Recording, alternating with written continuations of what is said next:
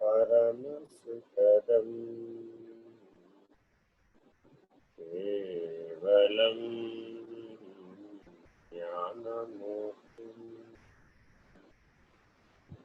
द्वन्द्वातीतं गगनसदृशं रामस्यादिलक्ष्यम् एकं नित्यं विमलमचलं सर्वधी साक्षिभूतं भावातीतं त्रिगुणरहितं सद्गुरुं तं नमामि। नमो ब्रह्मादिभ्यो ब्रह्मविद्या सम्प्रदाय शत्रुभ्यो वंश ऋषिभ्यो महाभ्यो नमो गुरुभ्यः। सर्वोपप्लवरहित प्रज्ञानघन प्रत्यगर्भो ब्रह्मैवाहमस्मि। अहं पदार्थरहितः सदाशिवसमारम्भां व्यासशङ्करमध्यमाम् अस्मदाचार्यपर्यन्तां वन्दे गुरुपरम्पराम्।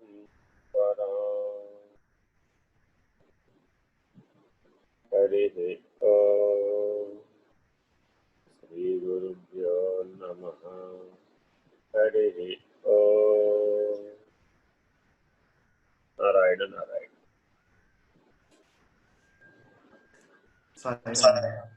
साईराम।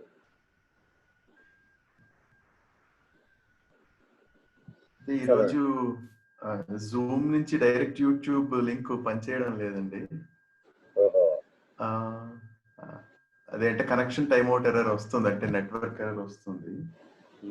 ఇంకొకసారి ప్రయత్నం చేస్తున్నానండి, ఒక్క నిమిషం.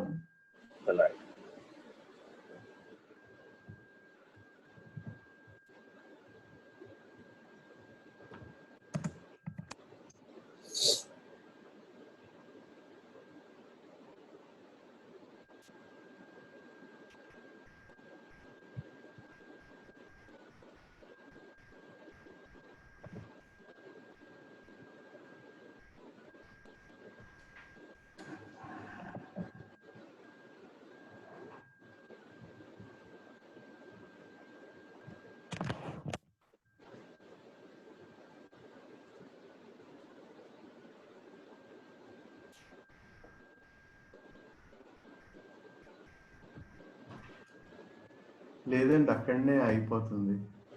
కంటిన్యూ చేద్దాం. వేరే ఎవరైనా ట్రై చేయమని మనవాడు ఉన్నారు.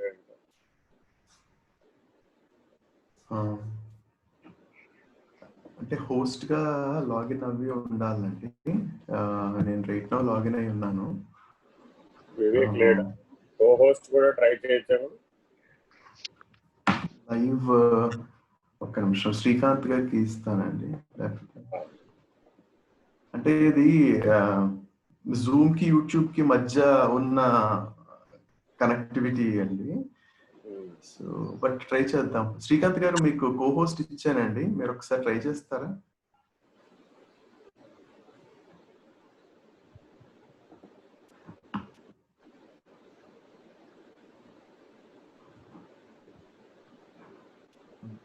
మళ్ళీ ఒకసారి చెప్పండి, నాకు సరిగా అనిపించలేదు. మీకు కో హోస్ట్ ప్రివిలేజ్ ఇచ్చానండి, ఒకసారి లైవ్ ఆన్ యూట్యూబ్ ఇనిషియేట్ చేయడానికి ట్రై చేస్తారా జూమ్ నుండి? ఒకసారి ట్రై చేస్తాను.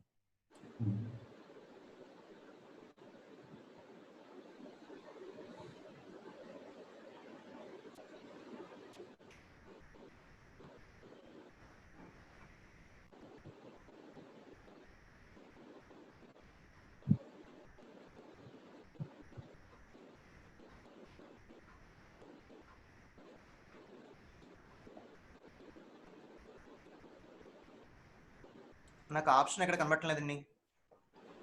ఓకే. కో-హోస్ట్ ఉండదు అనుకుంటున్నాను. ఓన్లీ హోస్ట్‌కే ఉంటుంది. ఓకే. లేకపోతే హోస్ట్ చేస్తానండి. ఒకసారి ట్రై చేసి. హోస్ట్ చేస్తే బై డిఫాల్ట్‌గా మీకు క్రెడెన్షియల్స్ అన్ని దాంట్లో ఉంటాయా? ఉంటాయండి. అంటే నన్ను మరలా మీరు కో-హోస్ట్ చేయొచ్చు. చేస్తాను. No problem. సత్సంగం.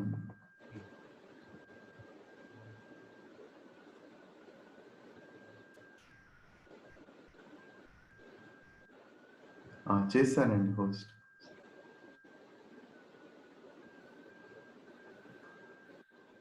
లైవ్ లింక్ క్లిక్ చేస్తాను. బట్ ఇది ఏమడుగుతుందంటే మళ్ళీ జీమెయిల్‌తో లాగిన్ అవ్వాలని అడుగుతోంది. అవునండి. అవును. సో ఏదైనా ఛానల్ ఇవ్వచ్చా లైవ్?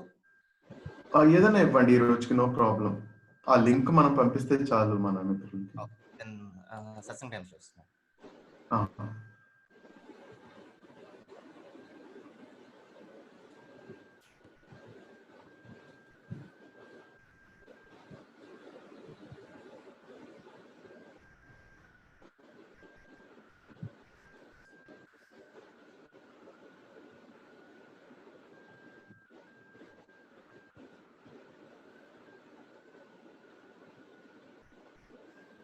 వస్తుందండి.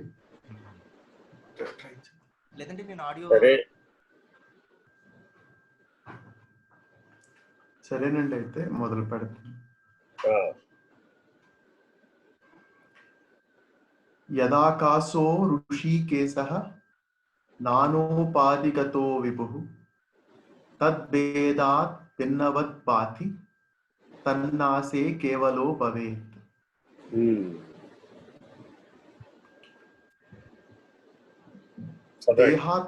దేహాత్మ భావముచే దేహము తాను అనేది అధ్యాస ఏర్పడినది.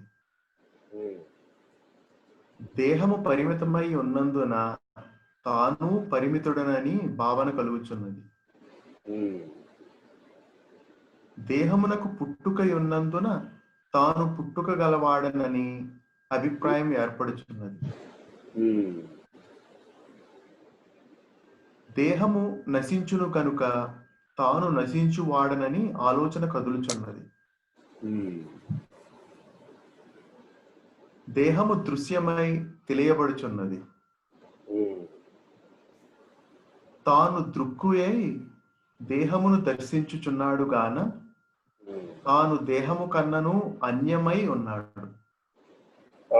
భారతదేశంలో మీరు ఎవరినైనా సరే అన్నాను, ఎవరైనా కదిలించామనుకోండి, ఏమంటారంటే ఎప్పటికైనా పోవాల్సిందే కదండి. వచ్చాం ఈ భూమి మీదకి, ఎప్పటికైనా పోవాల్సిందే కదా, ఎవరైనా పోవాల్సిందే కదా అంటే భగవద్గీత వాక్యం జాతస్య ధ్రువో ధ్రువం జన్మ మృతస్య. ఇది అందరు నాలుగుల మీద నాట్యం ఆడుతుంది. ఆత్మబోధ ఏమని చెప్తుందంటే, ఎప్పటికీ నువ్వు దేహానివి కాదు, ఎప్పటికీ నువ్వు పుట్టేవాడివి గిట్టేవాడివి కాదు. నువ్వు అలా ఉండాలి. అలా ఉన్నప్పుడు నీకు ఆ అనుభవ జ్ఞానం వస్తే, ఆ జ్ఞానంతో నువ్వు ఆ నిర్వచనాన్ని తెలుసుకున్నప్పుడు, ఆ నిర్ణయాన్ని పొందినప్పుడు మాత్రమే అది సాధ్యమవుతుంది. సాధారణంగా సకల జీవరాశి ఆయా శరీరాన్ని ధరించినటువంటి ఏ శరీరం అయితే ఉంటుందో ఆ శరీరం తానే అనేటటువంటి భావాన్ని కలిగి ఉంటుంది. ఒక మానవుడికి ఉన్నటువంటి బుద్ధి వికాసం వలన తాను సాక్షి, శరీరి, దేహి అనే నిర్ణయాన్ని పొందగలుగుతాడు. తాను అశరీరి అనే నిర్ణయాన్ని కూడా పొందవచ్చు. ఈ శరీరి అనే నిర్ణయంతో ఉండటం వలన దేహాత్మ భావం అనే బంధం పోతుంది, కర్మబంధం. అశరీరి అనే లక్షణంతో ఉండటం వలన కాలబంధం పోతుంది. రెండు ఉన్నాయన్నమాట. ఒకటి సృష్టికి సంబంధించింది, రెండవది శరీరానికి సంబంధించింది. సృష్టికి సంబంధించిందంతా కాల లక్షణంలో ఏర్పడుతూ ఉంటాయి, పోతూ ఉంటాయి. వ్యష్టికి సంబంధించిందంతా కూడా కర్మ అనే లక్షణంతో ఏర్పడుతూ ఉంటాయి, పోతూ ఉంటాయి. ఇంతే. మొత్తం మీద వేదాంతం మొత్తం అంతా కూడా పరిశీలిస్తే, సాధనలన్నీ పరిశీలిస్తే, స్థితిభేదాలన్నీ పరిశీలిస్తే మొత్తం ఈ శ్లోకంలో ఇమిడ్చారన్నమాట సూక్ష్మంగా. ఆకాశం ఎలా అయితే కొండ పగలగొట్టినంత మాత్రాన కొండలో ఉన్న ఆకాశం బాధితం అవడం లేదు, మార్పు చెందటం లేదు, పరిణామం చెందటం లేదు, అలాగే ఈ దేహం పడిపోయినంత మాత్రాన ఈ దేహంలో ఉన్నటువంటి ఆకాశం మార్పు చెందదు. ఆకాశమే మార్పు చెందనప్పుడు ఆకాశానికి ఆధారంగా ఉన్నటువంటి ఆత్మ అసలు మార్పు చెందదు. ఆత్మకున్న మొదటి లక్షణమే మారకపోవుట. ఇది సామాన్య లక్షణం. ప్రతి దాంట్లో సామాన్య లక్షణాలని విశేష లక్షణాలని గుర్తించాలి. ఉపమానాన్ని ఎప్పుడూ కూడా సామాన్య లక్షణం మీద కానీ విశేష లక్షణం మీద కానీ వేస్తారు. అలంకారికంగా కవులు చెప్పేటప్పుడేమో విశేష లక్షణాల మీద ఉపమాలంకారాన్ని వేస్తారు. సాధారణంగా వేదాంతంలో విశేష లక్షణం మీద అలంకారికంగా చెప్పరు. అది జ్ఞాన మార్గానికి సరైన విధానం కాదు. జ్ఞాన మార్గంలో ఎప్పుడూ కూడా సామాన్య లక్షణాన్ని స్వీకరిస్తారు. చిన్నప్పుడు మనకి లెక్కలు నేర్పేటప్పుడు వీటన్నిటిలో కామన్ ఏమిటి అని కామన్ బయటికి తీసేటటువంటి పద్ధతి. జీవులందరూ మానవులే తప్పు, మానవులందరూ జీవులే. జీవులు అనేది పెద్ద రాశి, ఆ రాశిలో కొద్ది భాగం మానవులు. కాబట్టి మానవులందరూ జీవులే అనాలి కానీ జీవులందరూ మానవులే అనకూడదు. ఇలా జాగ్రత్తగా ఏది అన్వయమో ఏది వ్యతిరేకమో తెలిసి చేయవలెను. ఆకాశమే కొండయింది అనకూడదు. ఆకాశంలో నుంచి కొండ వచ్చింది అనొచ్చు. ఎందుకని? ఆకాశంలో నుంచి సర్వసృష్టి వచ్చింది కాబట్టి, అది అన్నింటికీ అవకాశం ఇచ్చింది కాబట్టి ఆకాశమే కొండయింది అనకూడదు. ఉదాహరణ అట్లాగే బ్రహ్మము సృష్టికి అవకాశం ఇచ్చింది. ఎందుకని? అది ఆకాశానికి ఆధారం కాబట్టి, సర్వానికి ఆధారం కాబట్టి. ఈ సర్వాధార స్థితిలో ఉంటేనేమో కర్మబంధం పోయింది. దీని అవతల నిరాధార స్థితి ఉంటుంది. ఆ నిరాధార స్థితిలో ఉంటేనేమో కాలబంధం. ఇలాగా ఏకకాలంలో ముక్తిని మోక్షాన్ని రెండింటినీ అందించే ప్రయత్నం చేస్తున్నారు ఈ శ్లోకం. ఒక పక్కేమో కొండ, కొండలో ఉన్న ఆకాశము, మఠము, మఠములోనున్న ఆకాశము, పటము, పటములోనున్న ఆకాశం, దహరము, దహరమునున్న ఆకాశం, కైవల్యము, కైవల్యమునందున్న ఆకాశం. ఇట్లా పంచగగన పద్ధతిని ఈ సూచనగా ఈ శ్లోకంలో చెప్తుంది. అవి చిన్నం అవడం వలన ఆ ఆకాశ లక్షణానికి ఆధారంగా ఏర్పడినటువంటి పరిమిత ఆకార రూపం, ఆకాశం, ఆకారం, అవకాశం, జాగ్రత్తగా గమనిస్తే ఆకారం చిన్నమైనంత మాత్రాన ఆకాశం బాధించబడటం లేదు. ఈ సామాన్య లక్షణాన్ని మనం నిజ జీవితంలో అనేక సార్లు చూడవచ్చు. అలాగే ఆ సామాన్య లక్షణాన్ని నీకు అన్వయం చేశారు. అంటే దేహ లక్షణానికి, దేహి లక్షణానికి అన్వయం చేశారు. మీరు ఈ విభాజక న్యాయాన్ని విస్తారంగా చూడాలి అంటే క్షేత్ర క్షేత్రజ్ఞ విభాగ యోగం అని భగవద్గీత, దాంట్లో బాగా పరిశీలించవచ్చు. అందులో క్షేత్రమనగా ఏమి, క్షేత్రజ్ఞుడనగా ఏమి, క్షేత్రము నిరుగువాడే క్షేత్రజ్ఞుడు అని స్పష్టమైన నిర్వచనం ఉంటుంది. ఈ శరీరి అన్న నిర్ణయం పొందనటువంటి వాడెవడైతే ఉన్నాడు, అంటే నాలుగవ శరీరం అనే నిర్ణయం ఎవరైతే పొందలేదు, లేదు నాలుగవ అవస్థ అని చెప్పబడుతున్నటువంటి తురియావస్థ, మూడవస్థలందు మారని అనుస్యూతమై ఉన్నటువంటి ఒకే ఒక అవస్థ. ఆ తురియ శరీరం శరీరి, అది శరీరం కాదు. ఈ శరీరి తర్వాత సమిష్టి కూడా లేనటువంటి దశలో అశరీరిగా మారిపోతుంది. అక్కడేమన్నారు? ఆత్మాతీతం కేవలాత్మ అనేటటువంటి ప్రతిపాదనని ఉపనిషత్తు చేసింది. ఈ ఆత్మయే అక్కడ కేవలాత్మగా ఉంది. కాలబంధాన్ని అతిక్రమించినప్పుడు అక్కడ కేవలాత్మగా, కర్మబంధాన్ని అతిక్రమించినప్పుడు ఆత్మగా. ఈ సత్యాన్ని మనం జాగ్రత్తగా పట్టుకోవాలి. జ్ఞాన మార్గంలో మనకి 2 స్థాయి భేదాలని అందిస్తున్నారు ఒకే చోట. సమిష్టిగా లేకుండా పోవడం, సమిష్టిగా కూడా లేకుండా పోవడం. సమిష్టి అనేది బ్రహ్మాండం అవ్వచ్చు, విశ్వాండం అవ్వచ్చు, సర్వము కూడా అయి ఉండవచ్చు. సమిష్టి ఇంతవరకైనా పరిమితి లేదు. పిండాండం అంటే ఇదిగో ఈ దేహం అనే ఓ పరిమితి కనబడుతుంది కాబట్టి ఈ దేహం వరకు అని చెప్పచ్చు. పిండాండ సాక్షి, బ్రహ్మాండ సాక్షి, సర్వసాక్షి. పిండాండ కారణం, బ్రహ్మాండ కారణం, మహాకారణం, సర్వకారణం. కారణస్థితులలో కూడా ఇలా స్థాయి భేదాన్ని మనం జ్ఞాన మార్గంలో గుర్తించాలి. స్థితి భేదాన్ని, స్థాయి భేదాన్ని మాత్రమే అందించేదానికి జ్ఞాన మార్గము అని పేరు. నామ, రూప, క్రియ, గుణ, నటన ఈ 5 అంశాలపై ఆధారపడినవి మిగిలిన మార్గాలు. జ్ఞాన మార్గం కేవలం స్థితి భేదం, స్థాయి భేదం మీద మాత్రమే విచారణ చేయమంటుంది.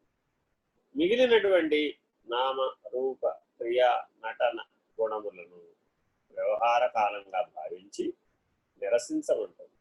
అది తత్కాలవత్, అంతేగాని అది శాశ్వతమైనటువంటి కాదు. తత్వములో తత్ శాశ్వతమైన, త్వం తత్కాలవత్ అశాశ్వతమైన. ముందు ఆధార ఆధేయములు, అధిష్టాన ఆశ్రయములనే పద్ధతిగా తన్నిర్ణయం, తత్ యొక్క నిర్ణయాన్ని పొందాలి. తత్ యొక్క నిర్ణయం పొందిన తర్వాత తద్రహితం అనేటటువంటి పరిణామాన్ని కూడా పొందాలి. పరం, తద్రహితం, పరాత్పరం, పరతత్వం అనే నిర్ణయాన్ని కూడా పొందాలి. జాగ్రత్తగా ఈ పరిణామాన్ని మనం పట్టుకునే ప్రయత్నం, గుర్తించే ప్రయత్నం చేయాలి. చదవండి.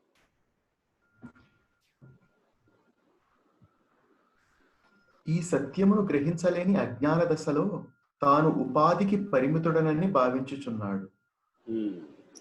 తత్వజ్ఞానం లేనప్పుడు, అసలు తత్వజ్ఞానం గురించి ఏ ప్రయత్నము లేనప్పుడు, ఏ సాధన లేనప్పుడు, ఏ విచారణ లేనప్పుడు మానవ జీవితం ఎలా ఉంటుంది అంటే, ఈ కాలు, చెయ్యి, ఈ పంచేంద్రియ సంఘాతం, కర్మేంద్రియ, జ్ఞానేంద్రియ, అంతరింద్రియ, విషయేంద్రియ, ప్రాణేంద్రియ సంఘాతమైనటువంటి ఈ శరీరమే నేను అనేటటువంటి దృఢమైన భావం కలిగి, దీని యొక్క మూలాన్ని విచారణ చేసి జ్ఞాత, కూటస్థుడు అనేటటువంటి లక్షణాన్ని తత్వజ్ఞానంతో తెలుసుకోవాలి.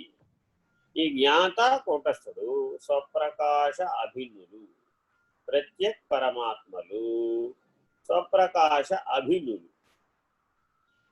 స్వప్రకాశ స్థితిలో వీళ్ళిద్దరూ ఒకటే, స్వరూప జ్ఞాన స్థితిలో వీళ్ళిద్దరూ ఒకటే. అక్కడ ఏ సమిష్టి సాక్షి ఉన్నాడో ఇక్కడ ఆ వ్యష్టి సాక్షి కూడా వాడే. వాడే అంటే అర్థం ఇందాకే చెప్పా, సృష్టి అందరికి అవకాశం ఇచ్చింది. సాక్షిత్వ స్థితిలో లక్షణం చేత, లక్షణ సామ్యం చేత కూటస్థము, జ్ఞాత ఒకటే అయి ఉన్నాయి. తురీయ స్థితిలో ఈ 2 ఒకటే అయి ఉన్నాయి. కావున జాగ్రత్తగా దీన్ని మనం గమనించాలి. చదవండి. ఈ విషయము ఆకాశ ఉపమానము ద్వారా ఆచార్యులు తెలియజేయుచున్నారు. ఏమండి, అమెరికాలో ఆకాశం వేరే, ఇండియాలో ఆకాశం వేరే అన్నారు అనుకోండి. నేను చూశానండి, అక్కడ ఆకాశం వేరే, ఇక్కడ ఆకాశం వేరే అంటే ఎవరైనా ఒప్పుకుంటారా? ఒరే, ఆకాశం అంతటా ఒకటేరా బాబు, ఏ దేశం అయినా సరే, భూమి మీద ఏ స్థానంలో అయినా ఆకాశం ఒకటే నాయన అన్నా. ఏమండి, అయితే నేను చంద్రుడి మీదకి వెళదాను, అక్కడ ఆకాశం వేరేనా అన్నా. చంద్రుడి మీద కూడా ఆకాశం ఒకటే నాయన, ఇక్కడే ఆకాశం ఉంది, అక్కడ అదే ఆకాశం ఉందండి. సరే, అయితే ఇంకెక్కడికైనా వేరే గ్రహాల మీదకి వెళదాండి, అక్కడ ఆకాశం వేరే. ఆకాశం వేరువేరుగా ఉండదా బాబు? ఆకాశం అంతటా ఒకటే. అన్ని గ్రహాలకి అవకాశం ఇచ్చినటువంటి ఆకాశం అంతటా ఒకటే. బ్రహ్మాండ వ్యాప్తమై ఉన్నటువంటి ఆకాశం అంతా ఒకటే. ఇలా ఒకటే ఒకటే ఒకటే సమానం, ఒకటే ఒకటే ఏకం సమానం, ఏకం సమం, ఏకం సమం, ఏకం సమం అనే సామాన్య లక్షణానికి మానవుడు మారాలి. ఎందుకనిట? అనేకం భిన్నం అసమం అనే దాంట్లో చిక్కుకున్నాడు. దేహాత్మ భావం వలన అనేకము అసమము అయినటువంటి వ్యావహారాత్మక బుద్ధియే, వ్యావహారాత్మక విశ్వతైజస ప్రాంగ్యులే తానని భ్రమిస్తున్నాడు. ఈ భ్రమను దూరం చేసే ప్రయత్నం చేస్తున్నాడు. చదువు. ఆకాశము అనంతమై ఉన్నది. ఒక కుండ తయారైనది. కుండలో ఆకాశము నిలిచి ఉన్నది. ఎన్ని కొండలు చేసినను అన్ని కొండలలో ఆకాశము గోచరించును. ఆకాశము యొక్క అనంతతత్వము తెలియని అజ్ఞాని ఆకాశము కొండలకు పరిమితమై ఉన్నదని భావించు. ఒక్కొక్క కుండలో ఒక్కొక్క ఆకాశం ఉన్నట్లు భావించు. అంతే. ఇప్పుడు చూసాం కదా, నా ఆకాశం వేరే, నీ ఆకాశం వేరే, నా శరీరం వేరే, నీ శరీరం వేరే, నాలో ఉన్న జీవుడు వేరే, నీలో ఉన్న జీవుడు వేరే అని ఎన్నన్నా చెప్పచ్చు. కానీ నాలో ఉన్న ఆత్మ వేరే, నీలో ఉన్న ఆత్మ వేరే అని చెప్పరాదు. ఇలా చెప్పేటటువంటి పరిమిత మార్గాలు కూడా నేటి కలియుగంలో గమనించవచ్చు. ఇది ఈ యుగంలో మాత్రమే గమనించవచ్చు. కృత త్రేతాయుగ ద్వాపర యుగాలలో ఆత్మ భిన్నమని చెప్పేటటువంటి లక్షణం లేదు ఎక్కడ. ఒక కలియుగంలోనే అట్లా కాదు. మనమంతా ఆత్మలండి అని చెప్పేవాడు. ఆత్మలు అనే బహువచన శబ్దం లేదు. వేద ఉపనిషన్మతంలో, సనాతన ధర్మంలో జీవులు ఉంది కానీ ఆత్మలు అన్న బహువచన ప్రయోగం లేదు. అంతా కలిపి ఆత్మ ఒకటే. సకల జీవరాశి కలిపి ఆత్మ ఒకటే. సకల సృష్టి కలిపి ఆత్మ ఒకటే. అంతేగాని మీ దేశంలో వేరే ఆత్మ, నా దేశంలో వేరే ఆత్మ, మీ శరీరంలో వేరే ఆత్మ, నా శరీరంలో వేరే ఆత్మ, ఇదంతా ఎటువంటి పద్ధతి అంటే నీ కొండలో ఆకాశం వేరే, నా కొండలో ఆకాశం వేరే అని చెప్పేటటువంటి భ్రాంతిగత పద్ధతి. ఘటము తయారైనదే గాని ఆకాశం తయారు కాలేదు. అది మరి కొండలు తయారు చేసేడే కానీ ఆకాశాన్ని తయారు చేయలేదు. చిన్నపిల్లాళ్ళు చూడండి, ఆడుకునేటప్పుడు నీ బొమ్మలు వేరే, నా బొమ్మలు వేరే, నీ టిఫిన్ బాక్స్ లో ఏముంది, నా టిఫిన్ బాక్స్ లో. ఇప్పటికీ పెద్దవాళ్ళని గమనిస్తూ ఉంటే ఒక దగ్గర కూర్చున్నారంటే ఇలాగే ఉంటారు. జాగ్రత్తగా గమనిస్తే అది భ్రాంతి తెలియటంలే. కుండలో ఆకాశం, కుండని అయితే కుమ్మరి తయారు చేయగలడు కానీ ఆకాశాన్ని తయారు చేయలేడు కదా. బ్రహ్మము సృష్టికి సాక్షి, ఆత్మ సృష్టికి సాక్షి, ఎష్టికి సాక్షి. కాబట్టి అన్ని కొండలలో ఉన్న ఆకాశం ఒక్కటే. ఘటము నశించునే గాని ఆకాశము నశించదు. కాలాంతరంలో కొండ నేల మీద పడితే ఘటం నశిస్తుంది తప్ప ఆకాశం నశించటం లేదుగా, మార్పు చెందటం లేదుగా. ఘటము ఆకాశములోనే తయారైనది కనుక ఆ ఆకాశము ఘటమునకు పరిమితము కాదు.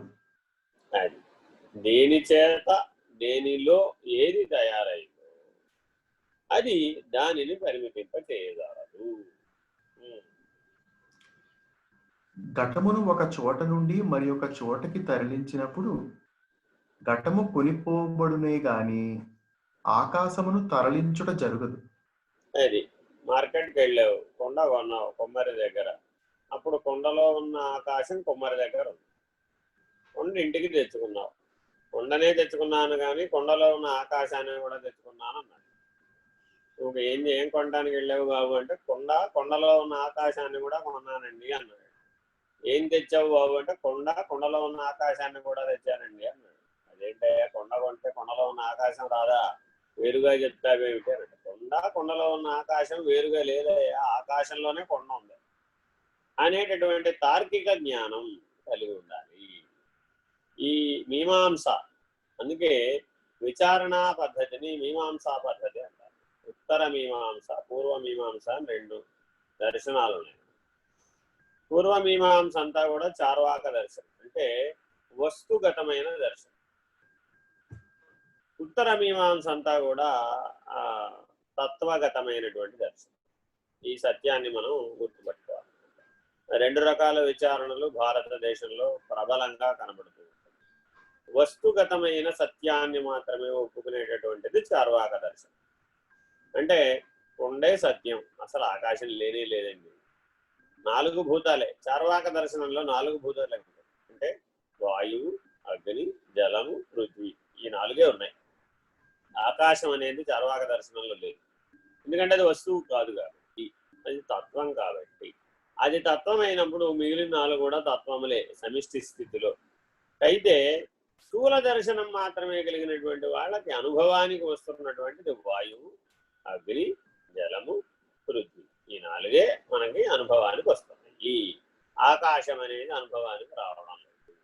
అనుభవానికి రావడం లేదు కాబట్టి అది లేదండి.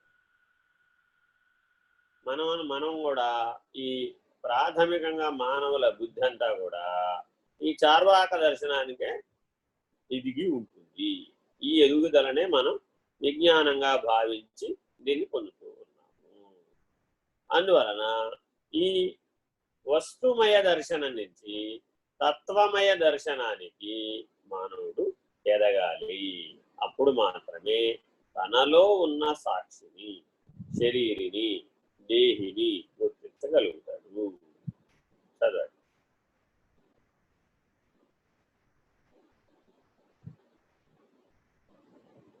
ఘటము కదులునప్పుడు కూడా అది ఆకాశంలోనే కదులుచున్నది. ఆకాశంలో కొండ కదులుతుంది కానీ కొండలో ఉన్న ఆకాశం కదులుతుందని చెప్పరాదు.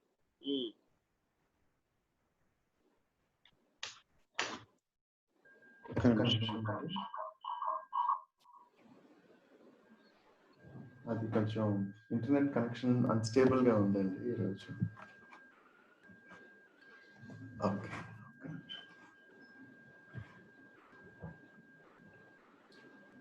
ఆకాశము సర్వత్రా నిండి ఉండుటచే రాకపోకలకు ఆస్కారము లేదు. అంతటా ఉన్నదానికి రాకపోక ఎక్కడ ఉంది? అంతటా ఉన్నటువంటి ఆకాశానికే లేనప్పుడు ఆకాశానికి ఆధారంగా ఉన్న ఆత్మకి ఎక్కడ ఉంది? ఆకాశమే గోచరించను లేదు. అది చేతిలో ఆకాశాన్ని చూపెట్టరా బాబు అంటే చేతిలో ఎవరైనా చూపెట్టగలరు? అరచేతిలో వైకుంఠం సృష్టించి చూపెట్టేస్తాడరా బాబు అనేటటువంటి నానుడి ప్రజల నోడవలో ఉండాలి. వాటితో జాగ్రత్తలు. అరచేతిలో వైకుంఠం చూపిస్తాడు, చేతిలో ఆకాశాన్ని ఎట్లా చూపిస్తాం? అంతటా ఉన్న ఆకాశంలో ఇతను ఉన్నాడే గాని వాటి చేతిలో ఆకాశం ఉంది. ఆ గుప్పెట మోసి గుప్పెటలో ఆకాశాన్ని బంధించానన్నట్టు ఒక ఆయన. నా గుప్పెట్లో ఆకాశం ఉంది చూడు అన్నట్టు. గుప్పెట్లో ఆకాశం అంటే ఆకాశంలోనే వాడు ఉన్నాడు అసలు. ఇలా జాగ్రత్తగా భ్రాంతిగతమైన విచారణలో పడకుండా ఉండాలి. ఇదంతా కూడా మ్యాజికల్, అంటే ఇంద్రజాల సమమైనటువంటిది జగద్భాష. ఈ జగత్తు ఎలా కనబడుతుందయా, జగత్తు ఎలా భాషిస్తుంది అంటే ఇంద్రజాల సమంగా కనబడుతుంది. ఆ ఇంద్రజాలకుడు ఏం చేస్తాడు? ఇలా అని గోడలో నుంచి ఓ బంతి చేస్తాడు, అలా అని కుర్చీలోంచి ఓ బంతి చేస్తాడు, అలా అని మనిషిలో నుంచి ఓ బంతి చేస్తాడు. మరి ఇలా వస్తాయా? రావు. అతని హస్తలాఘవం చేత ఆ బంతిని కనబెట్టేస్తాడు. మళ్ళా అదే బంతి అట్నుంచి ఇటు ఇట్నుంచి ఇటు తిప్పి మరలా కనపడకుండా పోయేటట్టుగా కూడా చేస్తాడు. అలాంటి రాకడా పోకడా కలిగినటువంటి ఇంద్రజాల సమమైనటువంటి పద్ధతి ఈ సృష్టిలో ఉన్నది. ఇదంతా కర్మచక్ర పరిధిలో ఏర్పడుతూ ఉంటుంది. దీన్ని మనం సత్య వస్తువుగా, సత్య పదార్థంగా, సత్యంగా, సత్తుగా గుర్తించవలసిన అవసరం లేదు. యథార్థమైనటువంటి సత్తు ఏ మార్పు చెందటం లేదు.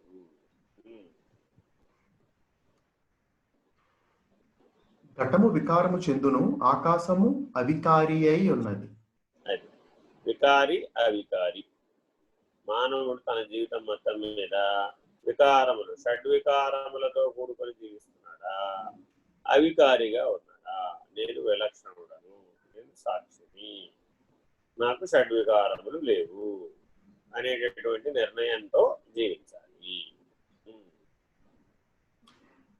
ఘటము వలె శరీరము వికారము చెందును, జగత్తు పరిణామయుతము, దేహాదులు కూడా ప్రపంచంలోనే జనించుట చేత అవి కూడా పరిణామశీలమై ఉన్నవి. పంచభూతాత్మకమైనటువంటి ఈ ప్రపంచంలోనే, పంచీకరించబడినటువంటి ఈ ప్రపంచంలోనే పంచీకృత భాగంగా ఈ శరీరం వచ్చింది. 5×5 ఏర్పడింది. పరిణామం జరుగుతుంది. ఎందువల్ల జరుగుతుంది? పరిణామం చెందేటటువంటి పంచభూతాల చేత తయారైంది. అంతేగాని దాని అవతల ఉన్నటువంటి సర్వాధారమైనటువంటి ఆత్మ చేత కానీ బ్రహ్మము చేత కానీ ఇది నిర్ణయించబడలేదు.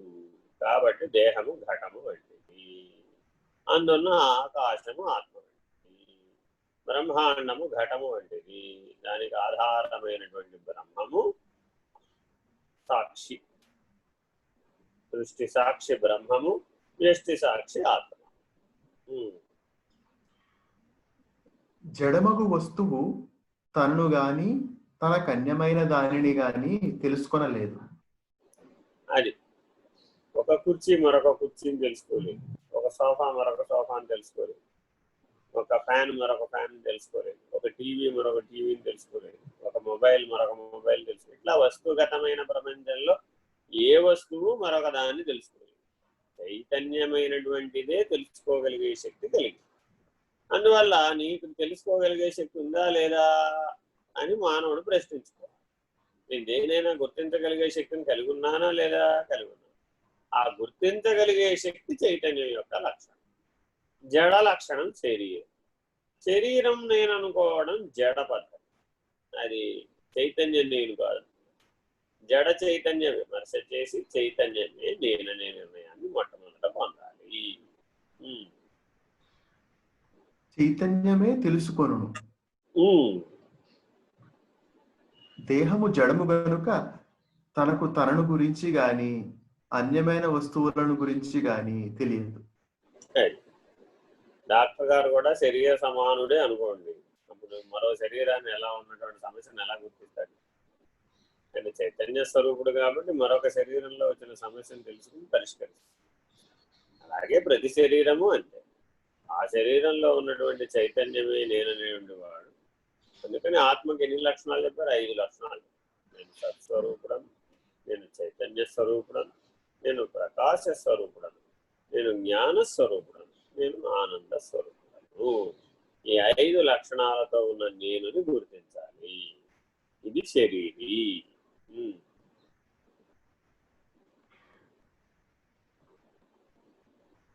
కళ్ళజోడు తనను తానుగా దేనిని చూడజాలదు.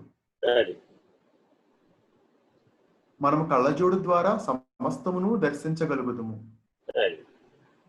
శరీరం కళ్ళజోడు లాంటి పరికరం. అంతే, సింపుల్ గా ఉపమానం చెప్పేశారు. చూడండి, సులభమైన పద్ధతి. మనం శరీరాన్ని ఉపయోగించుకునే కదండి.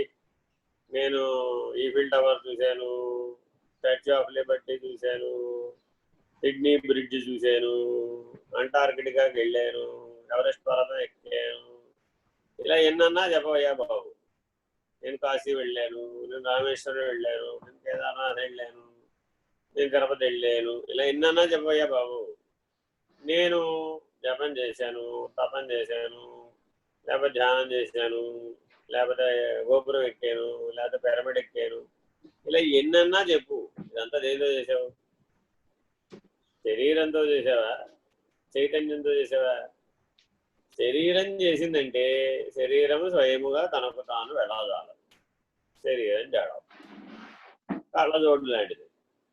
కళ్ళజోడు పెట్టుకుని నువ్వు చూడవచ్చేమో కానీ కళ్ళజోడు స్వయంగా చూడదాం, శరీరం స్వయంగా చూడదాం.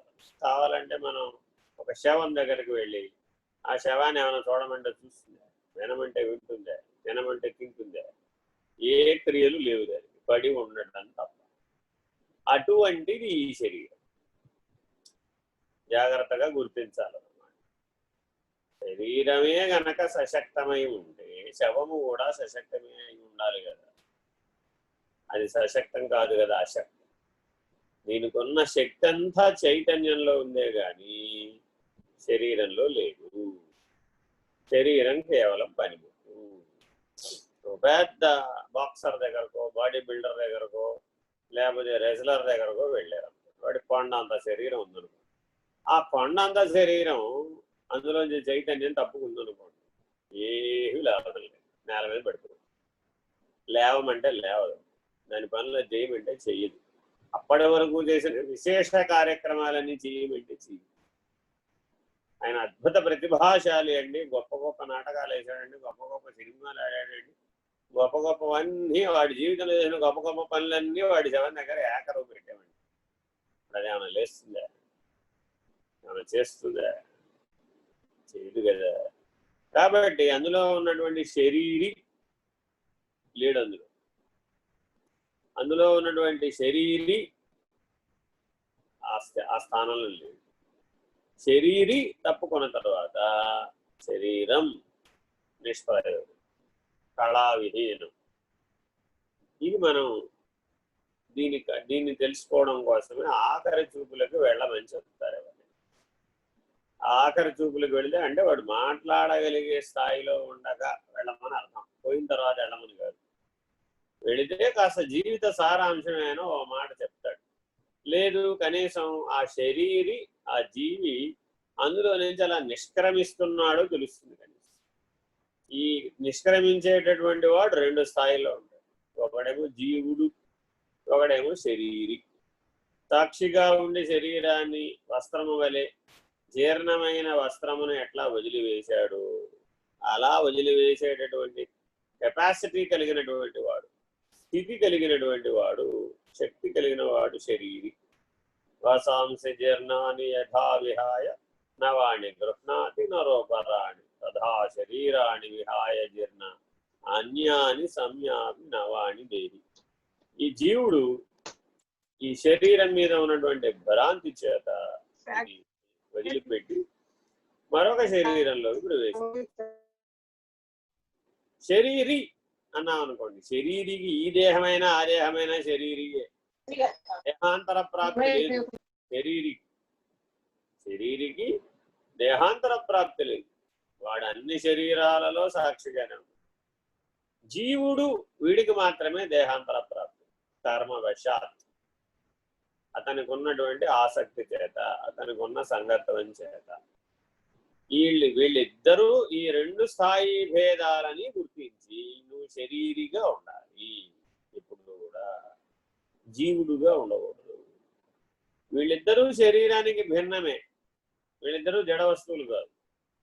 ఒకటేమో ప్రాతిభాషికమైన వ్యావహారికమైన చైతన్యం, రెండు పారమార్థికమైన శాశ్వతమైన చైతన్యం. చైతన్యానికి రెండు స్థాయి భేదాలు. ఈ రెండింటినీ జాగ్రత్తగా గుర్తింపజేసే పని చేస్తుంది. చదవండి. చైతన్యమే సమస్త సాక్షి అయి ఉన్నది. అట్టి చైతన్యము సర్వగతమై ఉన్నది. అజ్ఞానముచే ఉపాధి సంసర్గము చేత భిన్నమైనట్లు భావించబడుచున్నది. ఆకాశం భిన్నము కాకనే భిన్నమైనట్లు గోచరించుట అజ్ఞానం. అది అజ్ఞానం అంటే నిర్వచిస్తున్నారు. ఏకముగా ఉన్నటువంటి ఆకాశము అనేకమైనట్లుగా తోచడమే అజ్ఞానం. ఏకముగా ఉన్నటువంటి ఆకాశము ప్రతి కొండలో వేరైంది, నా కొండలో ఆకాశం వేరే అనటమే అజ్ఞానం. నా సంగతి నీకేం తెలుసండి? నీ సంగతి వేరే, నా సంగతి వేరే. నీ తెలివి వేరే, నా తెలివి వేరే. నా పరిస్థితి వేరే, నీ పరిస్థితి వేరే. ఏదన్నా మాట్లాడే ముందు నా సంగతి తెలుసుకోవాలి కదా, నా జీవితం తెలుసుకోవాలి కదా, నా పరిస్థితులు తెలుసుకోవాలి కదా. ఇలా ఆలోచిస్తూ ఉంటాడు ప్రతి మానవుడు కూడా. ఇతరులతో ఇలాంటి మాటలనే మాట్లాడుతూ ఆయన కొండలో ఆకాశం వేరైపోయిందా, ఆకాశం కొండ వలన చిన్నమైందా అనే ప్రశ్న వేసుకోవాలన్నమాట. ఆకాశం ఎప్పుడు కూడా ఏకంగానే ఉంది. ఇంత సృష్టి స్థావర జంగమాత్మకమైన సృష్టి ఎంత ఏర్పడినా, ఎంతమంది పోయినా అదంతా కూడా ఆ సృష్టి అంతా పోయి, ఒకవేళ ఈ సృష్టి అంతా పోయినప్పుడు కూడా ఆకాశం ఏకం అంతే తప్ప ఆకాశం అనేకం అట్లా అవడం లేదు. అలాగే ఆకాశానికి ఆధారంగా ఉన్న ఆత్మ కూడా ఏకం అద్వయం. అనంతమైన ఆకాశ మనుగడను అవగతము చేసుకొనుటయను జ్ఞానము ద్వారా అజ్ఞానము అంతమొందించవలేను. ఏకము అన్న ఒక్క లక్షణాన్ని కనుక నువ్వు గుర్తుపట్టగలిగితే, ఏకం సమం ఈ రెండు లక్షణాలని కనుక నువ్వు జీవితంలో పాటించగలిగితే నువ్వు నీ అజ్ఞానాన్ని పోగొట్టుకోవచ్చు. అజ్ఞానము అంతమొందించబడగానే స్వరూప జ్ఞానము కలుగును. Very important. ఉన్న వస్తువు స్వరూప జ్ఞానం. అజ్ఞానం ఏకం సమం అన్న స్థాయికి నువ్వు ఎదగగానే బుద్ధి చైతన్యంలో లీనమైపోతుంది. ఆ లీనమైపోగానే నీవు స్వరూప జ్ఞానాన్ని పొందుతావు. సత్ అనేటటువంటి స్వరూప జ్ఞానం. అసత్ స్థితిని పొందాలి అంటే తప్పక బుద్ధిని చైతన్యంలో లయం చేయాలి. అట్టి జ్ఞానానుభూతిలో ఆకాశము అభిన్నమని సర్వగతమని తెలియను. నిత్య సర్వగత స్థాణు అచలోయం సనాతనః. అది ఈ లక్షణం. అటువంటిది సర్వగతమై ఉన్నది, తటా ఉన్నది, సర్వవ్యాపకమై ఉన్నది, ఏకముగా ఉన్నది, భిన్నము చిన్నము కానిది, అభిన్నం, ఏకం, అద్వయం. ఈ లక్షణాలను గుర్తిస్తావు. చదవండి. ఘటమటాకాశములనున్నవి కల్పిత భావాలే అని ఎరుకపడును.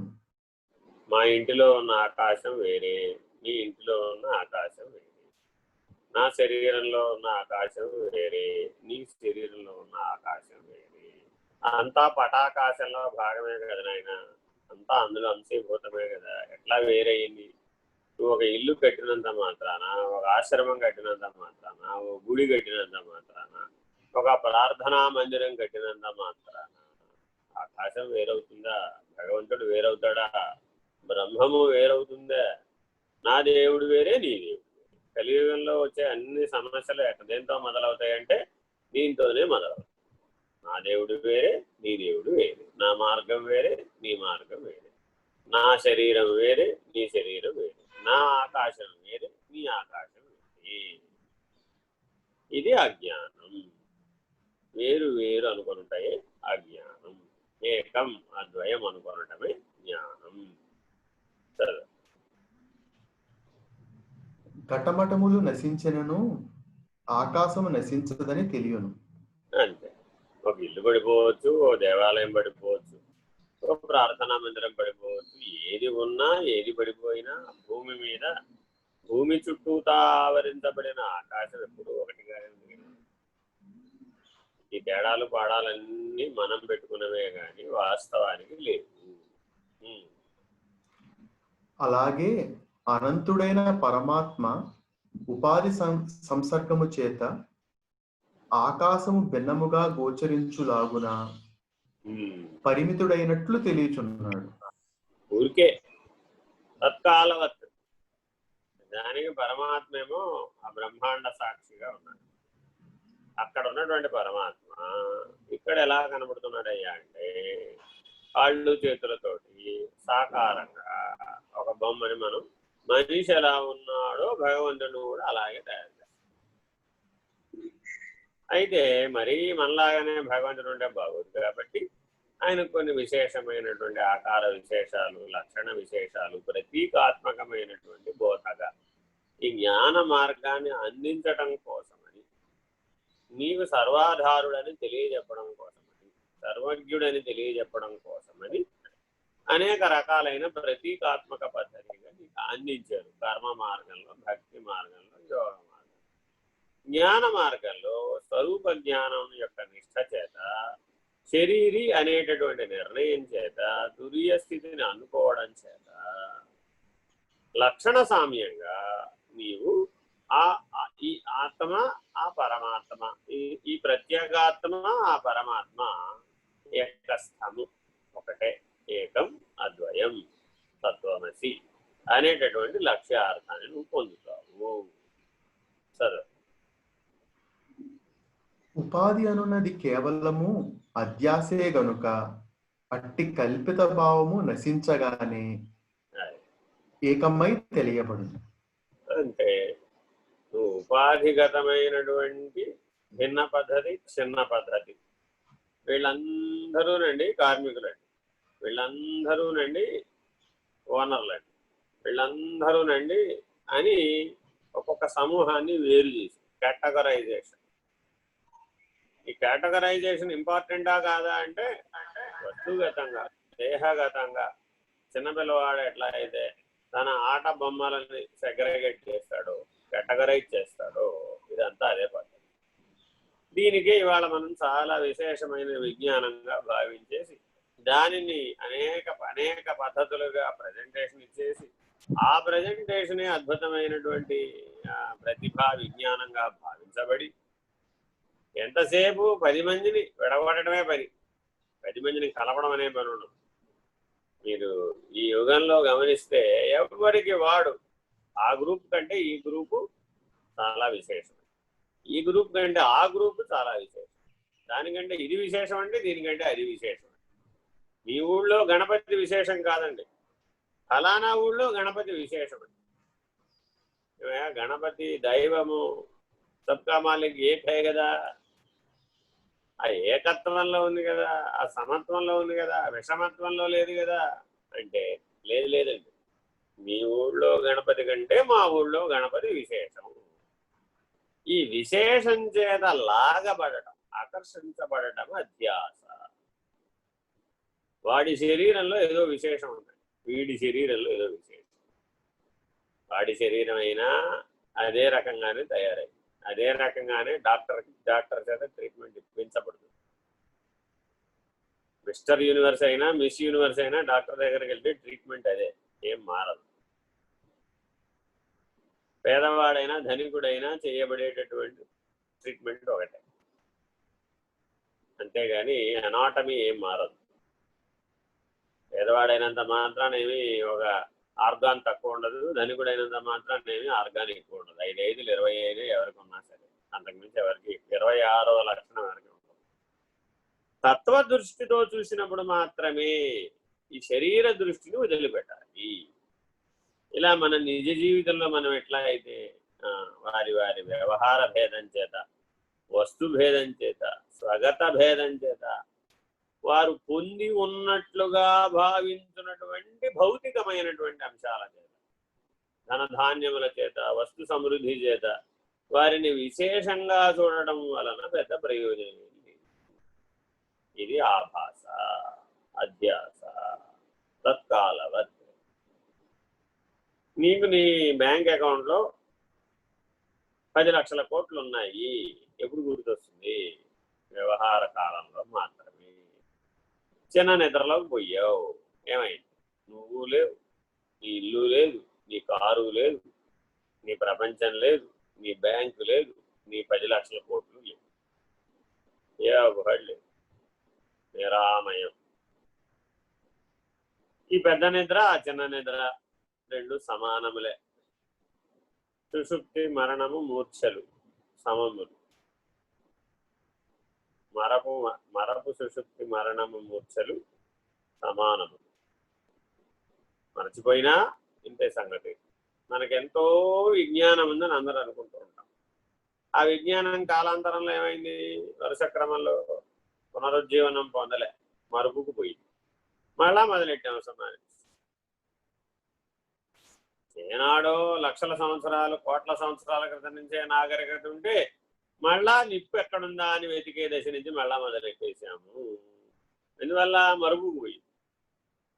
వారసత్వ లక్షణంగా ఒక తరం నుంచి మరొక తరానికి విజ్ఞానం అందించడానికి భూమి మీద మానవులు ఎవరో మిగలేదనుకోండి, ఏం చేస్తారు?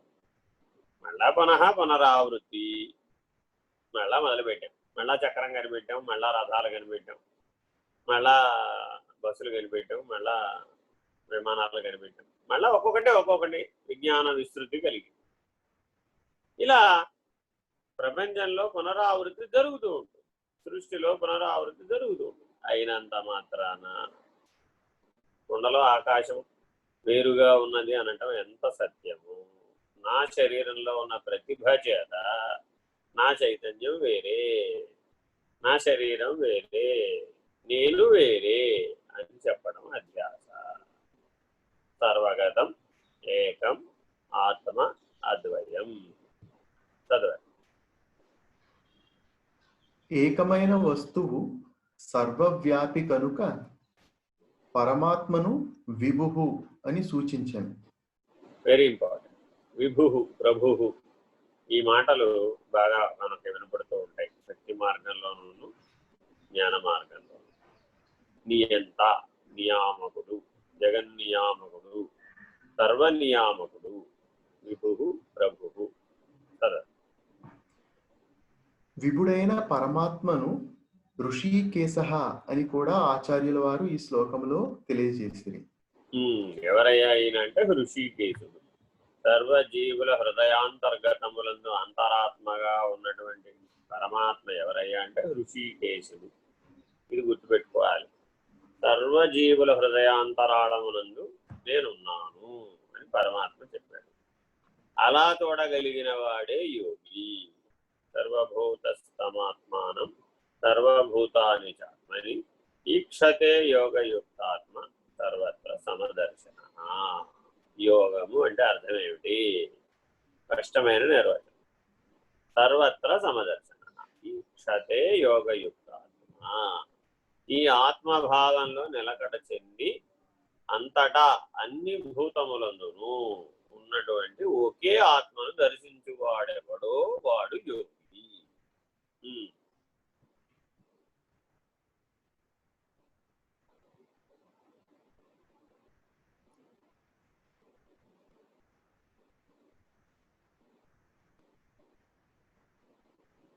చదవండి.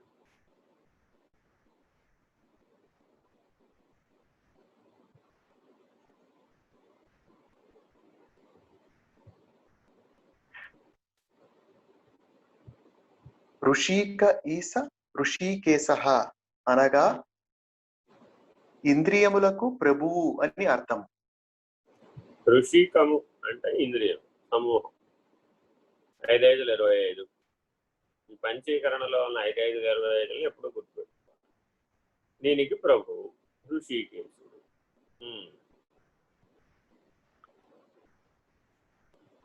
ఇంద్రియములకు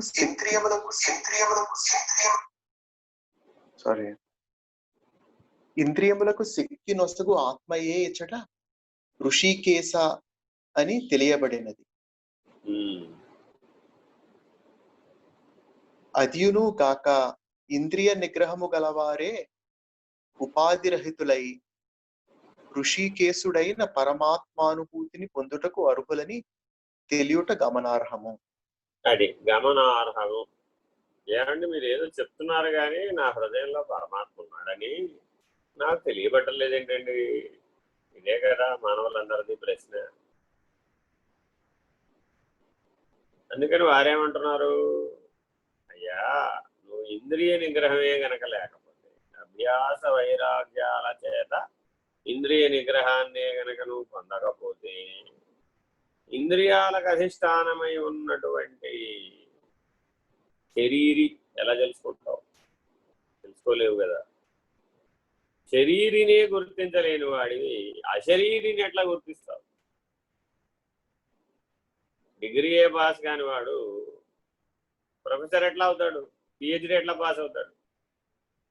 కాబట్టి నువ్వు శరీరము అన్న స్థాయి నుంచి శరీరి అన్న స్థాయికి ముందు ఎదగాలి. శరీరి అన్న స్థాయి నుంచి అశరీరి అనే స్థాయికి ఎదగాలి. సాంప్రదాయాలు 2 రకాలు. ఒకటి ఏంటి? శరీరి నిర్ణయించే సాంప్రదాయం. ఇంకో సాంప్రదాయం అదేంటి? అశరీర సాంప్రదాయం. భారతదేశంలో జ్ఞాన మార్గంలో చెప్పేటటువంటి సాంప్రదాయాలు ఈ 2. అందరూ జ్ఞానమనే చెప్తారు. ఆ జ్ఞాన మార్గంలో ఈ స్థాయి భేదం ఉందన్నమాట. ఒకటేంటి, శరీరి నిర్ణయం చేసే పద్ధతి. రెండో వాళ్ళు ఎవరంటే అశరీరి నిర్ణయం చేసేది. అశరీర పద్ధతిని అందుకోవాలి అంటే మౌన వ్యాఖ్య తెలిసిన వాడు, మౌనాన్ని అర్థం చేసుకోవాలి. గురువు గారి మౌనాన్ని అర్థం చేసుకోగలిగే స్థాయి రావాలి. గురువు గారి మౌనాన్ని అర్థం చేసుకోగలిగిన వాడికి ఈ ప్రపంచంలో అందరి మౌనాన్ని అర్థం చేసుకోగలిగే స్థాయి వస్తుంది. ఈశ్వరుడు మౌన వ్యాఖ్యగా బోధిస్తున్నాడు, వాగ్రూపంలో ఏం బోధించడం లేదు. ఆయన శబ్ద తన్మాత్రకి అవతల ఉన్నాడు, నిశ్శబ్దో బ్రహ్మ ఉచ్యతేగా ఉన్నాడు. మరి ఆ మౌన వ్యాఖ్యను తెలుసుకోగలిగిన వాడేమో అశరీరి. సరే, శబ్ద బ్రహ్మమును మాత్రమే తెలుసుకోగలిగిన శరీరి సాంప్రదాయం అవుతుంది. ఇది అనేక రకాలైనటువంటి వ్యావృతులతో సాధనలతో కూడుకుని ఉంటుంది. దీన్నే తెలుసుకోలేని వాడు దాని అవతల ఉన్న అశరీరిని తెలుసుకుంటాడు. కాబట్టి విజితేంద్రియుడు అవ్వాలి. నువ్వు విశేషముగా ఇంద్రియములను స్వాధీనపరుచుకున్న వాడవై ఉండాలి. ఏమంటే నా ఇంద్రియాలు నాకు ఎప్పుడు స్వాధీనమై ఉండాలి అంటే నీ సుషుప్త్యావస్థ యందు స్వాధీనం.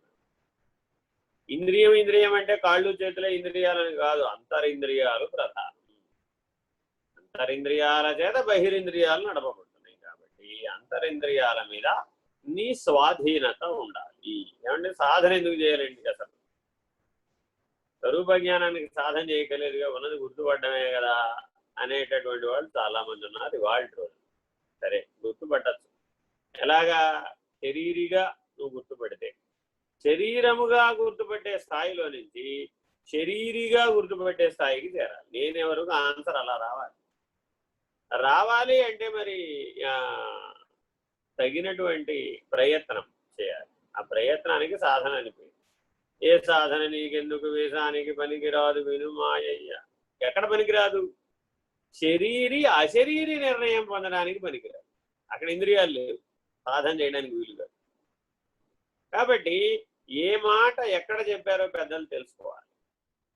చిన్నపిల్లాడి దగ్గరికి వెళ్ళి నువ్వు ఆత్మస్వరూపుడివి, నువ్వు బ్రహ్మస్వరూపుడివి, నువ్వేం చదువుకోక్కర్లేదు, నువ్వేం చెయ్యక్కర్లేదు, నువ్వేం ప్రయత్నం చేయక్కర్లేదు, నువ్వు హాయిగా ఉండొచ్చు, నువ్వు స్వరూప జ్ఞాన నిష్ఠుడివి, స్వాత్మానంద నిష్ఠుడివి, ఆనంద స్వరూపుడివి, నువ్వేం చెయ్యమాక అని పెద్ద ఉపన్యాసం చెప్పామనుకోండి 3 ఏళ్ల పిల్లవాడి దగ్గరికి, ఏమవుతుంది? వాడు ఏమవుతాడు? అప్పుడు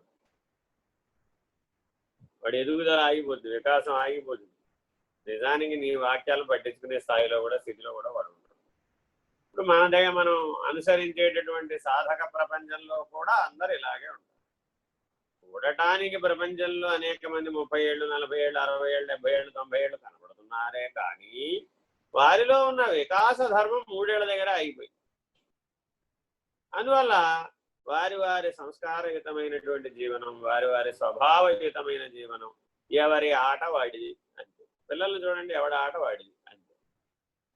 చెప్పుకోవడానికి పెద్ద పెద్ద సాంప్రదాయాలుగా కనబడతాయి, పెద్ద పెద్ద విశేష కార్యక్రమాలుగా కనబడతాయి. కానీ వాటి యందు జాగ్రత్తగా అనుస్యూతమై ఉన్న జ్ఞానాన్ని, మనం నిర్ణయ క్రమాన్ని మనం పరిశీలిస్తే ఆటకే ప్రాధాన్యత ఉంటుంది కానీ జ్ఞానానికి ప్రాధాన్యత ఉండదు. పిల్లల ఆటల వల్లనే ఉంటాయి అన్ని, అంతే. ఎవరికి? శరీరి అన్న దృష్టి కలిగిన వాడికి. అశరీరి అన్న దృష్టి కలిగిన వాడికి అసలు ఇవి లేనే లేవు, వాడికి సృష్టి లేదు. కాబట్టి అనంత విషయమే లేదు వాడికి. ఇలా ఈ 2 దృష్టికోణాలని జాగ్రత్తగా అందుకోవడమే జ్ఞానం. ఈ జ్ఞానాన్ని అందుకోవాలంటే సంయమేంద్రియ, ఇంద్రియ సంయమనం కలిగి ఉండాలి, ఇంద్రియ జయమును కలిగి ఉండాలి. ఏమండి, సాధనలోకెల్లా ముఖ్యమైన సాధన ఏమిటో చెప్పండి అన్నాం అనుకో. ప్రాణాయామం ముఖ్యమా? యోగాసనాలు ముఖ్యమా? అర్చనలు ముఖ్యమా? లేదండి బాబు, కర్మయే దైవం, పనులు చేయడమే ప్రధానం, ఫలితం కోసం బాగా కష్టపడటమే ప్రధానం. రైతు నీలాగా జపం చేస్తూ కూర్చుంటే పంట పండుతుందే? రైతు పంట పండించాలి కదా, పొలం దున్నాలి కదా, కాలం లాగాలి కదా, ఇవన్నీ చేయాలి కదా. ఎన్నో పనులు చేసే కానీ పంట పండటం లేదు కదా. మరి ఈ వేదాంత ఉపన్యాసాలు చెబితే భోజనం వస్తుందే అని అడిగేవాడు. ఆకలేసిన వాడికి అన్నం పెట్టడం ప్రధానం కానీ ఆత్మస్వరూప పాఠం ఎందుకండి అనేవాడు. ఇప్పుడు జగత్ వ్యవహారాన్ని ఎవరైనా ఏమైనా మానేమన్నారా? జగత్ వ్యవహారం, జాగ్రత్త వ్యవహారం, స్వప్న వ్యవహార తుల్యమైనటువంటివని తెలుసుకోమన్నాడు అంతే. అందులో మునిగిపోవద్దన్నాడు అంతే. అదే సత్యంగా భావించవద్దన్నాడు. ఎవరి పనులు అని చేసుకోమన్నారు. సాక్షిగా ఉండి చేయమన్నారు. వ్యవహార సాక్షి, అవ్యవహారి. అది ఇంద్రియ జయం అంటే. సాధనలోకెల్లా ముఖ్య సాధనంబు మనోజయంబు. మనసుని గనక నువ్వు స్వాధీనపరచుకోగలిగితే ఇంకా మిగిలినవి అవసరం లేదు. ఏ సాధన నీకు అవసరం. మనోజయం రాలేదనుకోండి, వాడు అన్ని చేయాల్సింది. వాడికి ఎప్పుడెప్పుడు ఏ మందు అవసరమైతే ఆ మంది ఎట్టా వేసుకుంటున్నాడు. చెయ్యి మందు వేరే, కాలు మందు వేరే, కను మందు వేరే. చేతికి వేసిన మందుని తీసుకెళ్ళి కంట్లో వేస్తే శరీరం ఒకటే కదా అని కన్నుకు వేసే మందు వేరే, చేతికి వేసే మందు వేరే.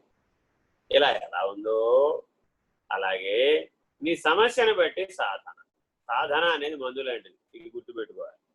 సాధన అనేది మందులాగా వేసుకోవాలన్నమాట. ప్రతిరోజు మనం ఆహారం ఎలా తింటున్నాం, ఆకలికి భిక్ష ఔషధాన్ని ఎలా వేస్తున్నాము ఆకలి అనే వ్యాధికి, అలాగే మనోవైక్లభ్యం అనే మాలిన్యాన్ని పోగొట్టడానికి సాధన అలా మందు వలె వేయాలి. ఇంద్రియ జయాన్ని పొందిన తర్వాత స్థిరమైన స్థితి, శరీరి అన్నటువంటి నిర్ణయం దాకా వచ్చేసినటువంటి వాడు మళ్ళా వాళ్ళ దగ్గరికి వెళ్ళి ఏమండి నువ్వేం సాధన చేస్తున్నావు అని అడగకూడదు. వాడికి సాధన అనేది పిల్లల ఆట. శరీరి అనే నిర్ణయానికి వచ్చిన వాడు అశరీరి అనే నిర్ణయం మీద దృష్టి పెడతాడు. జీవన్ముక్తుడి దగ్గరికి వెళ్ళి ఏమయ్యా నువ్వు జపం చేయలేదేమిటి, ఏమయ్యా నువ్వు అర్చన చేయలేదేమిటి, ఏమయ్యా నువ్వు దీపం వెలిగించలేదేమిటి అని అడగకూడదు. వాడికి అవసరమైతే వాడు వెలిగిస్తాడు. వాడు చేయవలసింది వాడు చేస్తాడు. వాడి కర్తవ్యం గురించి వాడికి స్ఫురింపు చేయక్కర్లేదు. ఎందుకంటే వాడు కర్తగా లేడు కాదు, శరీరిగా ఉన్నాడు. వాడు ఆ శరీర స్థితిని లక్షించాడు. అందుకని జాగ్రత్తగా జీవన స్థాయి భేదాలని గుర్తించమని చెప్తున్నారు. అందరూ ఒకటే కదండి, ఎవరు కాదన్నారు. అందరూ చైతన్య స్థితిలో, ఆత్మస్థితిలో, బ్రాహ్మ స్థితిలో, అశరీరి స్థితిలో అంతా ఒకటే. లేదు, లేకనే పోయింది. కానీ లేనే లేదు, లేకనే పోయింది అన్న మాటని ఎక్కడి నుంచి చెప్పాలి అంటే జ్ఞాన స్థితిలో, జ్ఞానాతీత స్థితిలో చెప్పాలే కానీ అజ్ఞాన స్థితిలో చెప్పకూడదు. సరే, ఇక్కడతో ఈ శ్లోకం అయిందండి. ఇప్పుడు నెక్స్ట్ శ్లోకం 10వ శ్లోకం కృష్ణానంద మఠం వారి పుస్తకం నుంచి చదువుతున్నాను. సరే, 60 శ్లోకాలు ఉన్నాయి. ఇంకా 10 దగ్గర ఉన్నాం. ఎప్పటికవుతుందో ఏమిటో. కనీసం 100 రోజులు ఈజీగా పెట్టేట్టు కనబడుతుంది. సరే, ఉపాదానే అఖిలాధారే జగంతి పరమేశ్వరే సర్గస్థితి లయం యాంతి బుద్బుదా ఇవ వారిణి. బుద్బుదం అంటే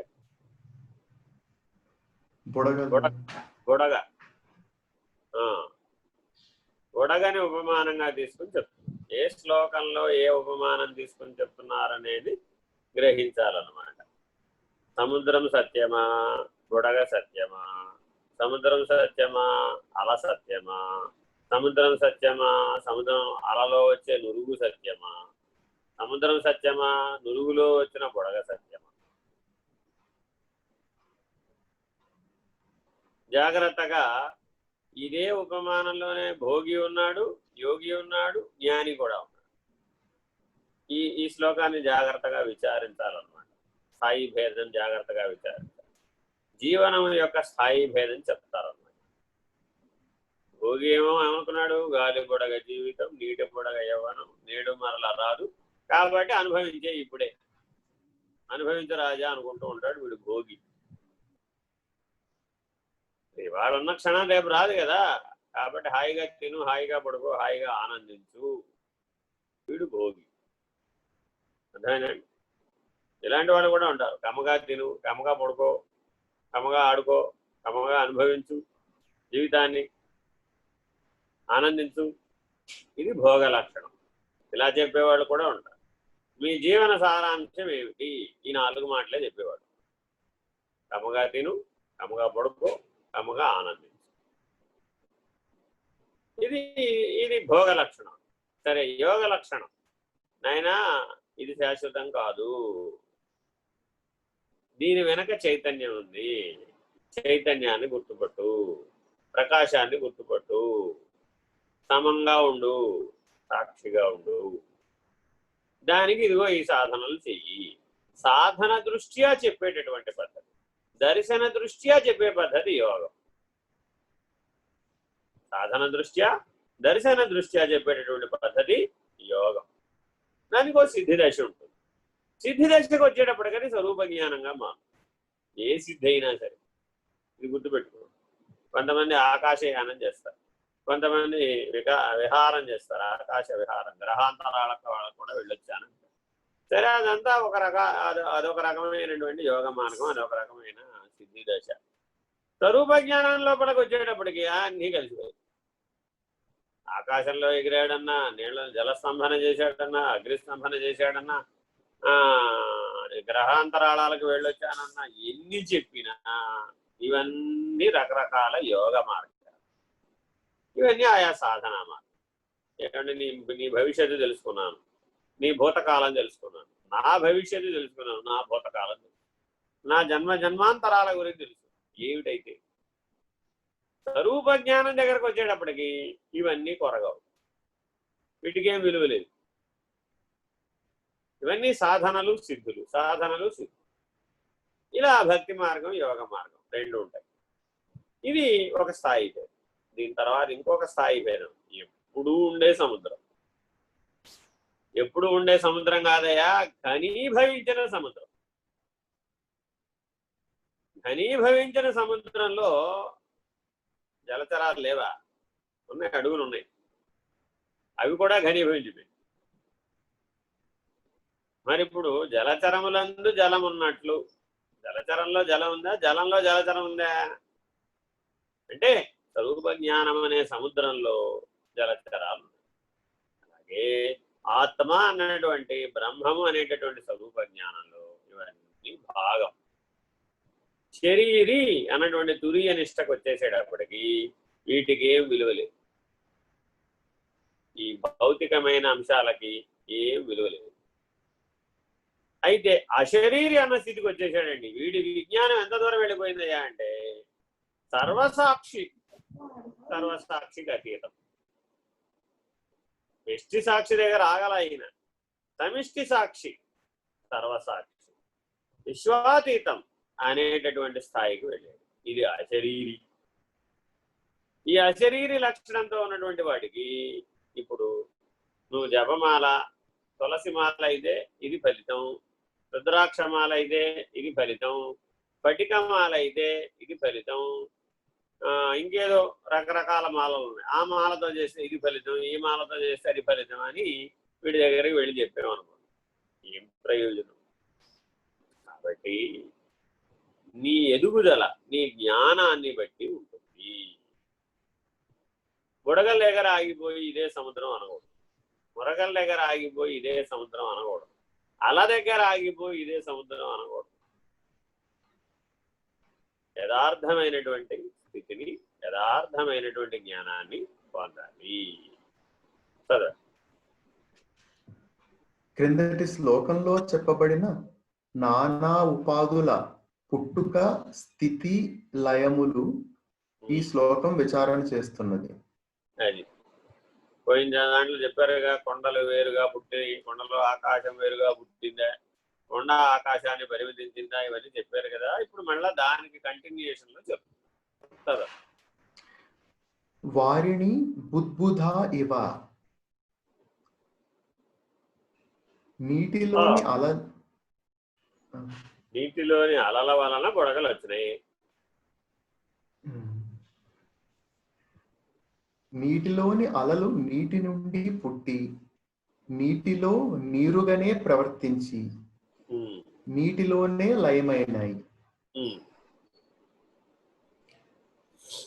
పుట్టుక, స్థితి, లయములలో అలలు నీటి యొక్క ఉపాదానములే, అంతే, వేరుగా వేరుగా లేవు. ఉపాదానం పదమును అర్థం చేసుకుందాం.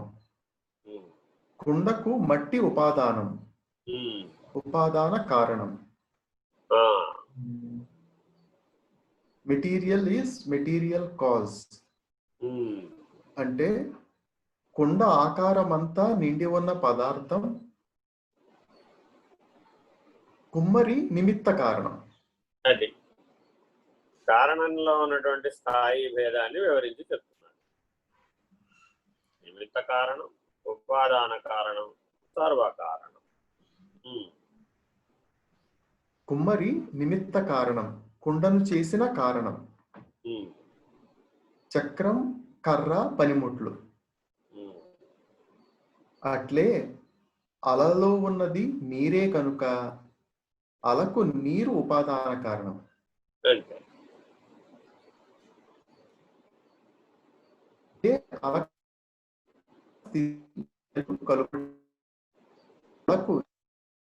రావడంలా, వినపడ్డల్లా.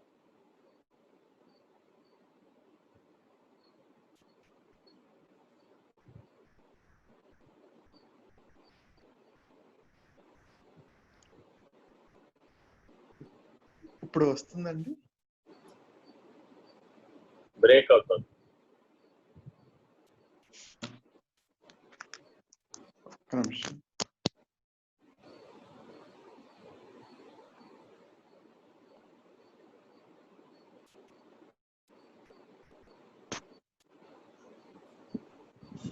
అలకు నీరు అఖిలాధారం అయింది. పుట్టుక నుండి లయం వరకు ఆధారం అయింది. సనాతన సాంప్రదాయంలో భారతదేశంలో సముద్ర స్నానం సంవత్సరంలో కార్తీక పౌర్ణమికి, వైశాఖ పౌర్ణమికి చేయమంటూ ఉంటారు. ఏ పౌర్ణమికైనా సముద్ర స్నానం చేయాలి. ఎందుకు సముద్ర స్నానం చేయాలి అంటే ఈ పాఠం నేర్చుకోవాలి. అలా సముద్రం కంటే వేరుగా ఉన్నదా? లేదు కదా. మట్టి కంటే కొండ వేరుగా ఉన్నదా? లేదు కదా. ఏమండి, మట్టి తనంతట తానే కొండ అయిందా? ఎవరైనా చేస్తేనేగా అయింది అన్నాడు. ఎవరు కాదన్నారు? నిమిత్త కారణం. భూమి యొక్క శక్తి ప్రభావం, సముద్రం యొక్క శక్తి ప్రభావం, ఈ రెండు ఘర్షణ బలాలలో నుంచి అలా ఉత్పన్నాయి. ప్రశాంత్ మహాసాగర్, పసిఫిక్ మహాసముద్రం ఉంటుంది, దాంట్లో అలలు ఉండవు. కానీ ఒడ్డు మీద చూస్తే ప్రతి చోట అలలు ఉంటాయి. సముద్ర మధ్యంలో అలలు ఉండవు, కానీ ఒడ్డు మీద ఎందుకు ఉండవు? ఒడ్డు మీద ఎందువల్ల వచ్చినాయి? రెండు ఘర్షణ బలాల వల్ల వచ్చినాయి. అలాగే నిమిత్త కారణం అది. కుమ్మరి నిమిత్త కారణం. ఆయన కొన్ని పనిముట్లు వాడాడు. సారే, కర్ర. కుమ్మరి సారే, కుమ్మరి కర్ర. అలాగే ఈ దేహము, ఈ దేహమునందున్న దేహి, దేహాత్మ, అంతరాత్మ, పరమాత్మ. పరమాత్మ సర్వకారణం. ఈ దేహం ఉపాధి, ఉపాదాన కారణం. ఒకటి ఉండాలా వద్దా? మట్టి అనేది ఒకటి ఉండాలా వద్దా? ఉండాలి. అది పంచభూతాలు, అది ఉపాదాన కారణం. మరి నిమిత్త కారణం ఉండాలా వద్దా? కుమ్మరి ఉండాలి. వాళ్ళు లేకపోతే ఎట్ట తయారవుతుంది కొండ? ఇలా జాగ్రత్తగా ఈ మూడు స్థాయి భేదాలని అర్థం చేసుకోవాలి. ఒకటేమో ఉపాదాన కారణం, ఒకటేమో నిమిత్త కారణం, ఒకటేమో సర్వకారణం. సర్వకారణమీశ్వరం నిటలాంతరాళ విహారకం. దక్షిణామూర్తి స్తోత్రం చెప్తున్నాం. చదవండి. నీటికి నీరు పరమైన రూపం, అల అశాశ్వత రూపం. అంతే కదా. కళ్ళ ముందు కనబడుతూనే ఉంది కదా, సముద్రం ఎప్పుడు ఒకలాగానే ఉంది, అలలు వచ్చిపోతున్నాయి. అవి అల సత్యమండి అనే లోపలే విరిగిపోతుంది. మానవుడికి కూడా అంతే. ఏమిటి? ఈ ఆలోచన సత్యమండి అనే లోపు ఆ ఆలోచన విరిగిపోతుంది. ఈ సంకల్పం సత్యమండి అనే లోపు ఆ సంకల్పం విరిగిపోతుంది. నీరు అలను పరమమైన నీటి రూపంగానే శాసిస్తున్నది. వేరుగా ఏమైనా ఉందంటే అలలో కూడా నీరే ఉంది. నియమిస్తున్నది. పుట్టుక స్థితి లయ దశలలో. అంతే కదా, అలా సముద్రంలోనే పుట్టింది, కొద్దిసేపు ఉన్నట్టు కనపడింది, తర్వాత కొద్దిసేపటికి లయం. ఉత్పత్తి స్థితి లయం. పుట్టడం అక్కడే పుట్టింది, ఉండటం అక్కడే ఉంది, పోవడం కూడా అక్కడే పోయింది. అలాగే పంచభూతాత్మకమైన దేహాలన్నీ పంచభూతాల్లోనే పుడుతున్నాయి, కొంతకాలం ఉన్నాయి, కొంతకాలం వరకు పంచభూతాల్లోనే పోయింది. అందుకే అలకు నీరు పరమేశ్వర రూపం. మరి దానికి ఆధారం, దాని ముందు ఉన్నది ఆద్యంతముల కంటే ముందుంది కాబట్టి అది పరమేశ్వరుడు. పంచభూతాలు ఎవరి వలన ఏర్పడ్డాయో, ఎవరి చేత ఏర్పడ్డాయో అది పరమేశ్వరుడు. ఆ పంచభూతాల లోపల ఏర్పడినటువంటి స్థావర జంగమాత్మకమైన సృష్టికి కూడా ఆ పరమేశ్వరుడు ఒక్కడే, ఆ ఆత్మ ఒక్కటే, ఆ బ్రహ్మం ఒక్కటే. నీరు లేక అలకు అల రూపం లేదు. ఈశ్వరుడు లేక జీవునికి రూపం లేదు.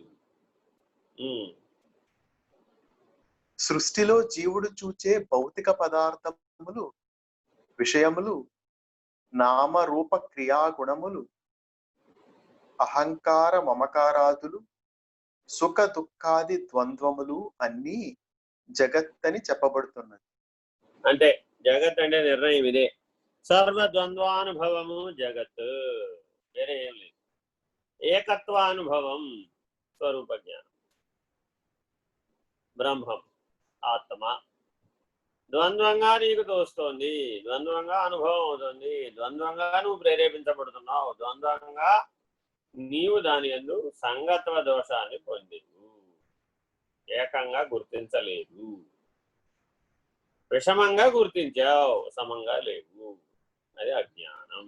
హరి ఓం శ్రీ గురుభ్యో నమః. హరి ఓం.